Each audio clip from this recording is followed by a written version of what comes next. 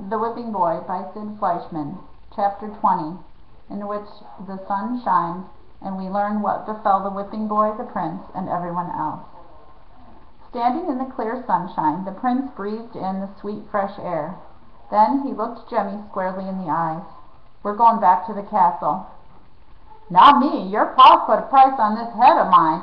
"No, thank you, Prince. I don't fancy doing a jig from the end of a rope." "Where will you hide for the rest of your life? In the sewers?" I'd have them searched end to end." God, what a fool he'd been to let the prince in on the best hiding place. Jemmy was on the verge of running, but where to? How far could he get? "You said you trusted me," declared the prince, "but I can see you didn't mean it." "I meant it, up to a point." "Then follow me." It was a command.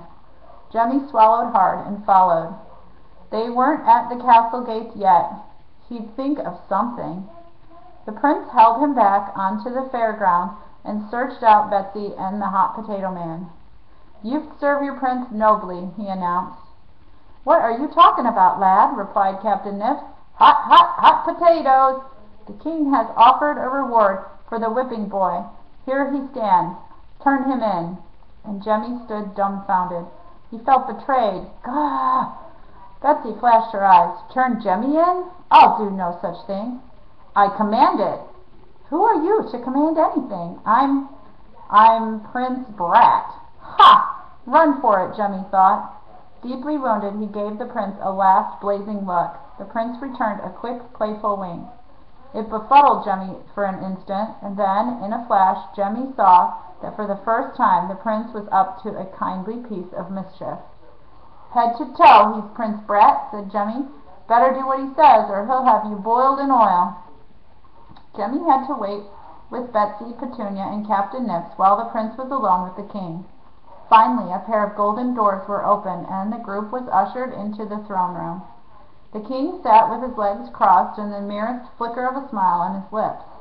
Betsy bowed low, and Captain Nips did the best he could. "The reward is yours," the king announced, and then he turned to the prince. "What about the bear? Come to your rescue, did he? Couldn't we give him a title of official dancing bear to your royal majesty, Papa? He drew crowds wherever he went." "Done." Betsy and Captain Nips were dismissed. Jemmy now stood alone. It seemed hours, while the king gazed at him. He began to feel a noose tightening around his neck. You ought to be whipped." "Yes, my lord. Prince Horace has caused enough mischief to wear out the hides of a dozen whipping boys. He tells me it's thanks to you that he's back sound and safe. The king thanks you." Jemmy took a small breath. "You are placed under the prince's protection under one condition.